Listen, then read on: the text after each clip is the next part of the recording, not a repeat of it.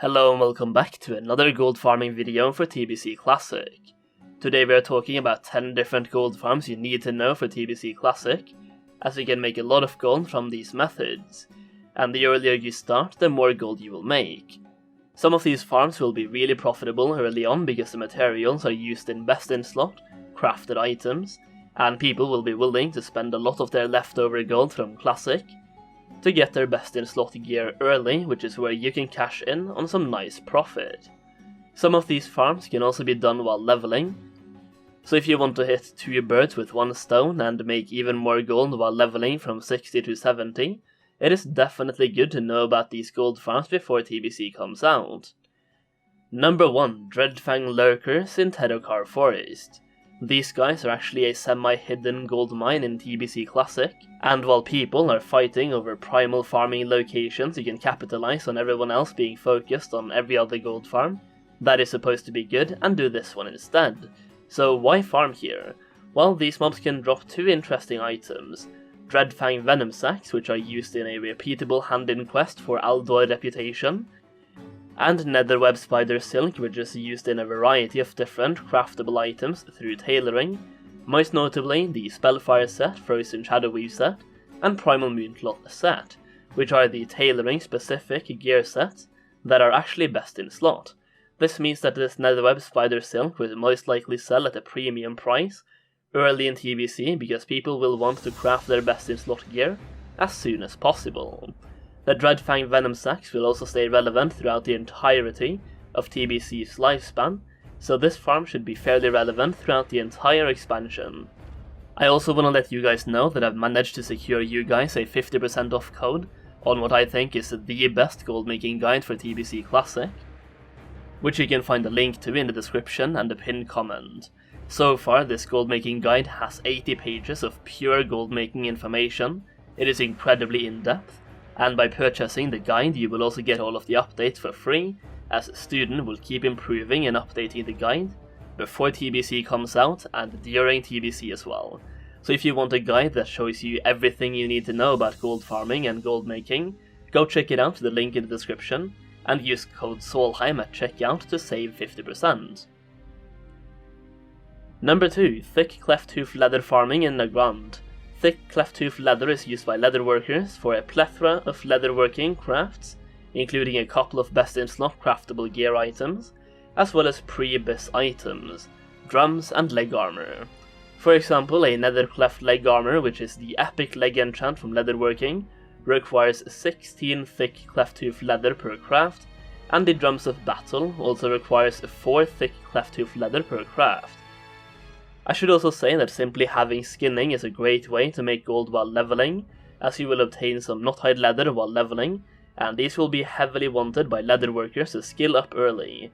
For reference, skilling up your leatherworking in TBC will require about 1000 knothide leathers in total, plus a ton of other materials. Number 3. Nether Dragonscales farming in Blades Edge Mountains. Nether Dragonscales, just like thick Clefthoof leather, is used in a lot of different leatherworking crafts. Most notably, this reagent is used in many different epic item crafts, making it really good for gear crafting instead of focusing on leg enchants and drums. Some of these epic items are bound on pickup and therefore only good for the leatherworker, but some of them are also bound when equipped, meaning they can be sold for gold. You can also see that a lot of these different crafts require a huge amount of these Nether Dragonscales, so these will be wanted in huge quantities, and farming them can be very lucrative. Number 4. Farming Scholomance. This is best done as a protection paladin with enchanting, and there are a couple of items from Scholomance that you can actually sell in TBC for a decent chunk of gold, as well as you will be getting raw gold from the farm as well. Items of note that you are hunting for is Runecloth and Dark Runes.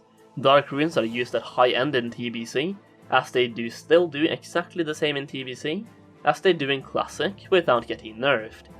Disenchanting the blues and greens you find will also net you a decent amount of gold, especially if you get your hands on some large brilliant shards, as they are used in crafting the brilliant wizard oils, which are still used by every caster in raiding in TBC, except Shadow Priests, which are pretty much non-existent anyway. Blues from Scholomance will disenchant into large billion shards, which makes this farming method great. Protection Paladins also become super strong for AoE farming in TBC, so they will be the go-to class for this type of farm. Based on the boosting meta from Classic WoW, I could also see this becoming a boosting strategy for alt leveling in TBC, which could make it even more lucrative. But even without boosting, you are looking at an easy 200 to 300 gold per hour gold farm right here, and it's instanced, which means no competition for mobs. Number 5 is Primals. I can't talk about gold farms in Burning Crusade without mentioning Primals, because they are such a huge part of the gold farming and gold making scene in this expansion.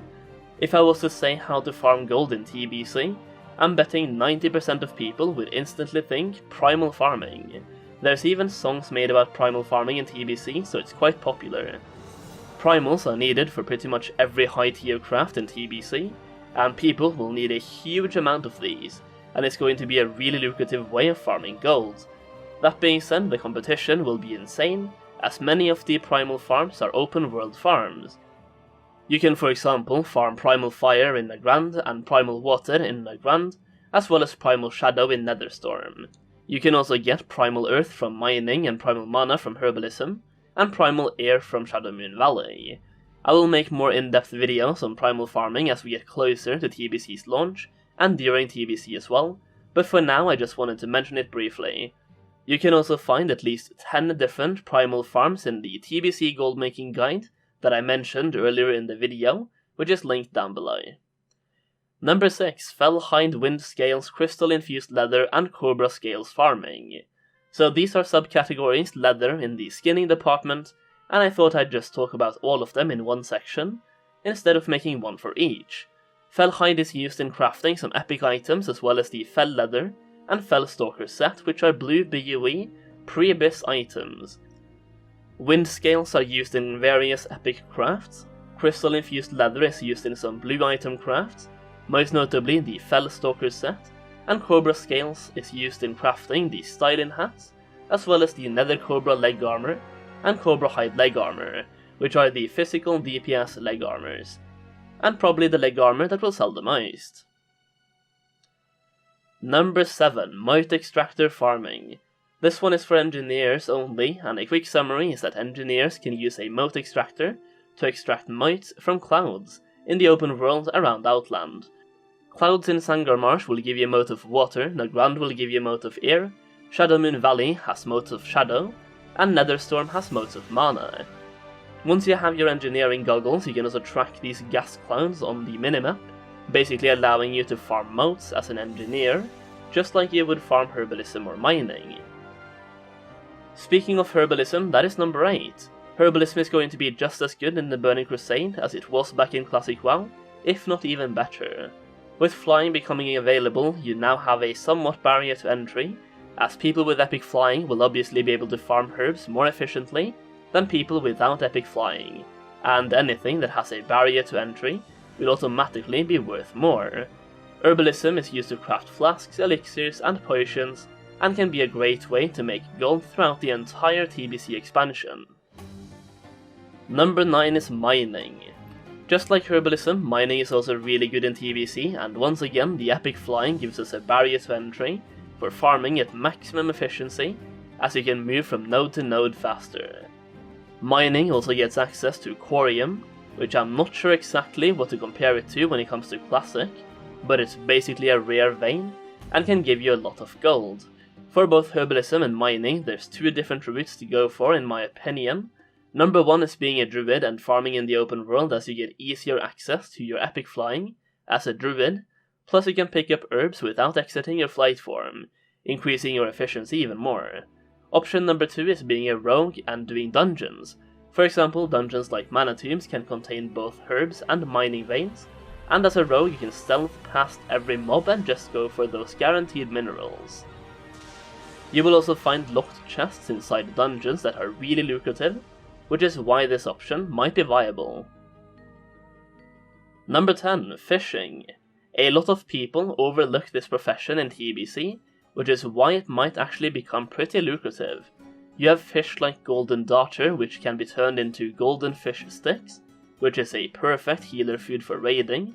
You have Furious Crawdad, which can be turned into Spicy Crawdad, which is perfect for tanks, and you have Figluster's Mudfish, which you can turn into Grilled Mudfish, which is perfect for rogues and hunters. You also have Icefin Bluefish, which you can craft into Poached Bluefish, which is really strong for casters. The point is, fishing can be really lucrative in TBC. And there it is guys, my top 10 gold farms you need to know about for TBC Classic. I want to take a moment to thank all of my patrons for the amazing support. You guys are absolute legends and I couldn't do this without your support. It truly means a lot. I plan on giving out more gold making advice on my Patreon both before TBC comes out and during TBC as well, so for even more gold making information, Patreon is the place to be. This video was a really big project for me, but I really wanted to highlight a couple of specific gold farms and some profession farms to help you guys figure out what you can do to make gold early in TBC. So hopefully you enjoyed the video, and hopefully it was helpful. If you did enjoy the video, please take the time to give it a thumbs up, and subscribe to the channel for more TBC content. And if you have any gold farms you think should have made the list, let me know in the comments down below. And that is it for now, thank you so much for watching, and I will see you again very soon.